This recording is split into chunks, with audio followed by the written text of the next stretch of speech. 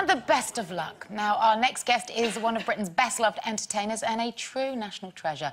For many years, we knew him as the outrageous Lily Savage. He's since packed Lily off to a convent, but we've come to love the man behind the false breasts and the miniskirts even more. Please welcome Paul OGrady. Hello. You all right, Queen? How are you? You all right, Pip? All right, Flower? You all right? Hello. Talking about sitting in the middle, I'm a bit Can worried. I just ask you something? Were you chained up in the yard last night? What's the... Have you been to an S&M club and just come straight from work? Right, you sit next to him. You sit next to him. Oh, Carol, I haven't seen you for ages. I know, but she had a dream about me once, you know, a dirty dream. Remember you telling me? I did. I said, you should have rung me. Don't be doing it on your own, not to come round. I know. And it was Lily, though. It wasn't even you. Oh, was it? Yeah. Wow, that's a bit saucy. Well, I'll put that on for 50 quid. I don't know. Is he dead romantic in his own Romantic? Yes. Do you know, I was asked on Valentine's Day by a really young girl, she was doing research, she said, what's your ideal partner? I said, somebody who doesn't bruise easy. I mean, my idea of foreplay is hold me chips, it'll only be 10 minutes. Oh, don't do romance, Scylla. Well, Scylla, it's too expensive. This man took me to Venice on the Orient Express. Oh, Don't get more Only because we got on the wrong train. I thought we were getting on the Northern Line. I thought, this is a long trip, Scylla. It was a fabulous compartment. And do you remember the steward said, are you getting in together? What? And I said, Paul, I don't mind sharing with you. Well, the screams were unmercing. I thought, imagine us in the morning, making up, hiya, Scylla. And the bed's about this wide. I'll be on top of that. Hey, you're back to We work. had our ballet, didn't we? We did, he was nice, wasn't he? God, Yeah. that was a lovely trip. They I could get a job on that train, I did mate. the Singapore, Bangkok I've one. done that. Have you done that? Yeah, I'm obsessed. Yeah, I've done the it's brilliant. Trans-Siberian, done the lot. Yeah, the they blue are little train. beds. Yeah, There were love two. them. Me and my brother were in there. We were both really big, and it was like playing Twister, trying to get to the bathroom. It's like, you move over there, and I'll move over there. Have you done the Euston to Manchester? I've done do that. Yeah, done them all. I love them. I love trains. Honestly, yeah. I'm mad on them. Mad on them. Hey, you're back at work now, so you're going to have to stay know. grounded for a while. Yeah. How is the new show coming together? Well, see, the thing was me, if you give me time off, I go feral, you know, down in the country. I go a bit... Feral? Feral. What's feral? Wild, you know. Mad. I mean, I'm a mass of cuts, you know, because I've got all these animals. Yeah. I've got an owl at the moment, Minnie. Oh, my Ben would love Well, Minnie. she was born in captivity. I'd like to let her go, but you can't because she'd die. She doesn't know how to hunt. So she was in a wardrobe in Birmingham before I got her. What? No, honestly.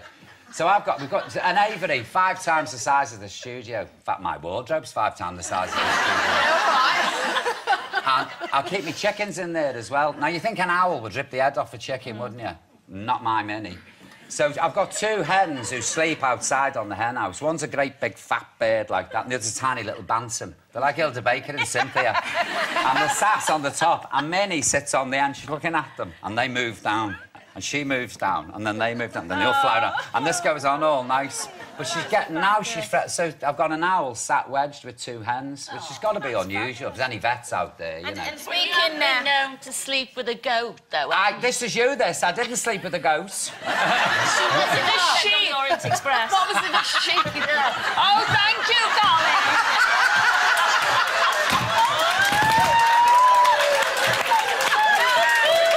Just put the breakables back, in case we start. No, I didn't. When I got me ghost, he left his mother too young. Yeah. So I put him in... He was in the bedroom, but he wasn't actually next to me in the bed. He was in a box. I thought you had to give yourself for it. Rohypnol. What, the goat? What was the time? Oh, anyway, I was on Rohypnol at the time. I gave you the Rohypnol. Moving on, speaking of your animals now, is Olga all prepared to come back to TV? I don't think she wants to, but I'll bring her back. She had a bath and a groom. She hates having a bath. Hates getting washed. And Bullseye. Wow. I got this dog on the show last time, a tiny little puppy, and I said, how big will he grow? No bigger than Olga. He's up here. Oh, no. He's got a head on him, like a wolf. There he is, Paul, look. There he is, there's Bullseye. Does Olga like him? Loves him, because she brought him up. She was like his mum. But now he forgets that, like, he's 20 times the size of her, so he wants to play with her, and he flings her across the yard. And talk about get the ump, Olga. You see her? She girds her loins and attacks him. Will you stick around for the final part of the show? Why, what are you doing? Talking to you, hopefully. Oh, otherwise it's just us lot guessing. No, I thought you wanted to strip her. Yeah, that as well. We'll be back in 3 for that and more, who knows? I didn't know you couldn't ooh. I thought... I was trying to G him up for you, Give him a bit of an ooh. We love your woos. Listen, lots and lots of questions coming in for you from our viewers. Kate on Facebook says, when's the 3rd volume of your doing coming it now? out? Oh, you are? Yeah. Well, I nearly said something. That's half-hearted. I'm doing it. I think about it for a year and then I sit down and do it. So I'm sort of plotting it out in my head. And this will be the savage years up to modern day. This is the hard one, because everybody dies in this one. So you know, I'm thinking, oh, this is going to be cheerful. So I'll be on a Valium drip as I'm going. The last one, then? Is that... Well, I said this with the last one. You know, I mean, I sat down originally to write one book, and then I suddenly realised after 100-something thousand words I was 18. And I thought, oh, God, what am I going to do? But it's not really about me, it's about other people, you know, when you're writing it. Because a lot of these, I think, biogs are all about yourself. And I was more interested in the people around me than me. You know, they were far more interesting for me than I was. How long does it take you to write them? About 6 months.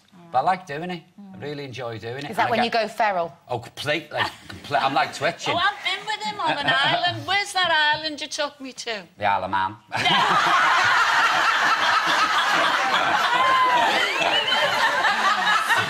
It was Seaview, bed and breakfast, don't you remember? I had drugged her, I gave her 2 rowies and got it on the boat.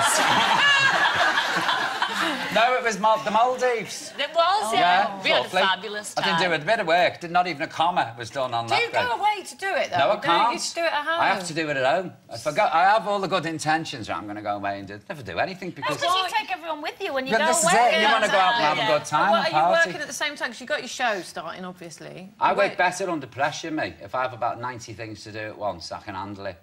But if I've got loads of time, then I'll go, well...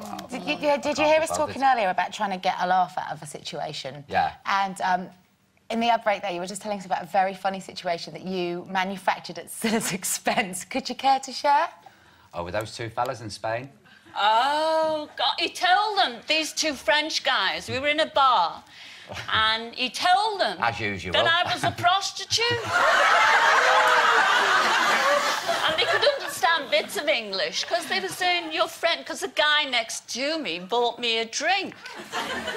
And there were a few people come on the way out saying, hello, Scylla, how's it going? Happy holidays. And anyway, he told me, then they said, I believe, these guys that were French, I believe you know the Prime Minister. And Blur was in, he was in Parliament at the time. And I had an invitation down to Chequers. Right. I never. And he said, tell them about Tony Blur. And I said, oh, Chequers is fantastic. You know, Tony, personally, took me in every room. Oh, it gets worse. And then an English guy on the way out said to me, oh, Scylla, and he took my face into both of his hands and he said, Scylla, thank you for all the pleasure that you've given me. I'd had a drink, and because I thought, well, I can't speak English, let alone French. But bits were coming out, you know, from school, and I thought, I'm doing well, I'm getting fluids. And they said, oh, what, your friend? What? So she's on the game. Talking about the Scouse humour, do you agree with this survey's findings that they're the toughest crowd because they're the funniest crowd? If they like you in Liverpool, you're laughing. Yeah. It's like Glaswegian audiences and Irish audiences. If they like you, you're on a roll. And same as I love Sunderland. I love the Sunderland Empire. They don't like you, they sit like this. Yeah. Have you walked out on a gig? Scylla says you have. All the time. Now, own up. You don't have to mention names. Loads of pubs. I've got to a pub, and I've been booked in some hellhole years ago, and I've turned up and I've thought, I ain't working here. And I haven't even bothered, though, like, unpacking the case. And other places I've gone, yeah, and they've been too... I mean, I've worked places you wouldn't walk past. Yeah. And I've gone in and I've stood there and I've thought, well, I'm getting me money if it kills me. I'm getting it, and I've gone. But then if I've had a few bob, like if I've had 80 quid and I think, oh, I'm flush, I don't need this £25, you can stick it. Oh, and I'd flounce house. Paul, you're back tomorrow night, 9 o'clock, Yeah. ITV1. Can't wait. It's been our total pleasure. It's Paul O'Grady, Oh, everyone. you're welcome. Thank you. Thank you.